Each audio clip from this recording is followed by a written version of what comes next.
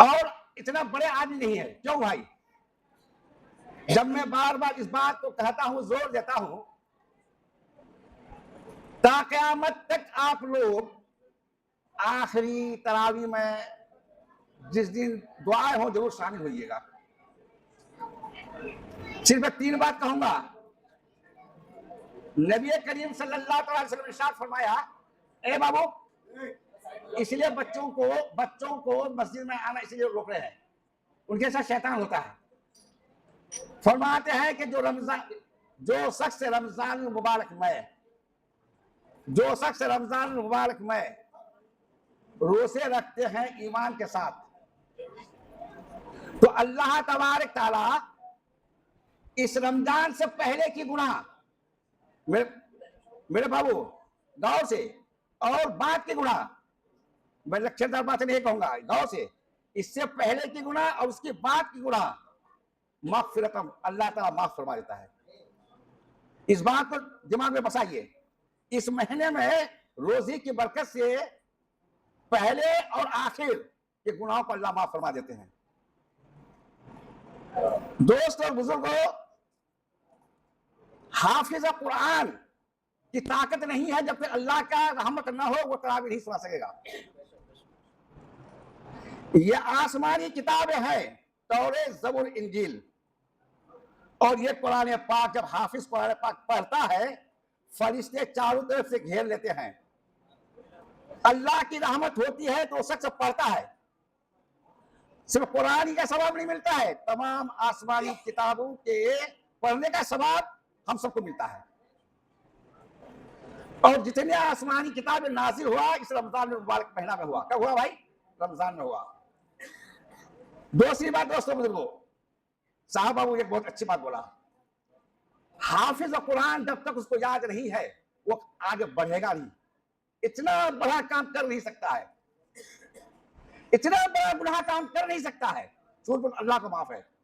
जब वो बच्चा अल्लाह के कलाम को पढ़ता है और कोई उसे दबा देता है, डांट देता है और उसे टोचन करता है, उसका दिल 360 रग का खून बंद हो जाता है ऑटोमेटिक। वो सोचता है कि मेरे पास क्या गिर गया। उसकी उसका कहन जो शख्स भी करेगा उस पर जाएगा उसकी लानत। क्यों? वो अल्फाज नहीं पढ़ रहा है, वो खुदा का कलाम आकाए दो जहां सरकार दो आलम सल्लल्लाहु अलैहि वसल्लम के जरिए से जो हमको मिला, खुदा के कलाम को पढ़ रहा है। उस हाफिज को आप नहीं डांटते हैं, अल्लाह को डांट रहे हैं आप। मुफ्ती साहब मौजूद है। दोस्तों बुजुर्गों, दूसरी बात, अल्लाह तबारक ताला इस महीने में सबकी दुआ कबूल करता है। बैतुल मामूर में जो फरिश्तों का मस्जिद है, अल्लाह क्या कहता है? इबादत करना छोड़ दो। आसमान जो उठाए वो है फरिश्ता, उसको छोड़ दो। जमीन में जो गर्दिश करे छोड़ दो। क्यों? जब रोजादार दुआ मांगता है उसकी कबूलियत के लिए आमीन कहो। क्या कहो? दुआ जब करता है तो आमीन कबूल करने के लिए कह रहा है आपकी गवाह। मगर दोस्तों बुजुर्गों, 4 आदमी ऐसे हैं उसकी दुआ कबूल नहीं होती है। अगर वो रोजा भी रख रहा है, नमाज भी पढ़ रहा है, उसके कबूल नहीं होगी। किसका किसका भाई सुन लीजिए, किसका किसका कबूल नहीं हो रही है सुन लीजिए। जो वालिदैन का नाफरमानी करता है, किसका? वालिदैन की नाफरमानी करने वाले का रोजा और दुआ कबूल नहीं होगी। दूसरा दोस्तों बुजुर्गों, शराब पीने वाला की दुआ कबूल अल्लाह के यहाँ नहीं होगी। दूसरा, बुग़्ज़ रखने वाले की दुआ कबूल नहीं होगी। तीसरा, जो कीना कपट रखता है, कीना के मानी जानते हैं? तशरीहन इस तरह ही माने, कीना के मानी आपस में लड़ना।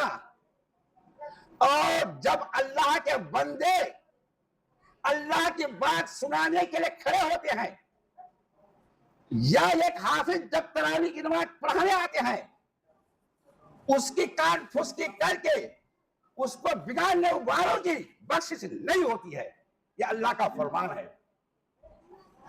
अल्लाह अकबर कितना बड़ा गुनाह है। तो मैं इतना ही बात कहूंगा, मैं टाइम लेना नहीं चाहूंगा।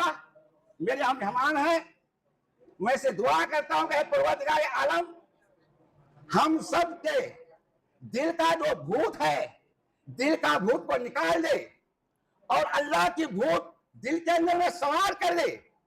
अगर कोई शख्स दीन की काम में बाधा डालता है, ऐसे आदमी को समझाने की कोशिश कीजिए, ऐसे आदमी के कान फुसके में न आइए। अगर आपको रोजा अल्लाह का कबूल करना है तो। दूसरी बात दोस्तों और बुजुर्गों, अल्लाह से मैं ये दुआ करता हूं, ए अल्लाह इतने उम्र में पहुंच चुका हूं,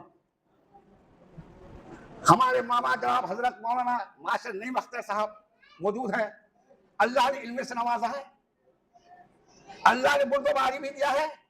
हमारा बड़ा भाई जनाब अलहाज मास्टर मुफीद आलम साहब हैं और जनाब फारूक आजम साहब हैं, सूबी अब्दुल सलाम साहब हैं, साबिक चेयरमैन इस्लाम साहब हैं, आबिद साहब हैं और सारे लोग हैं।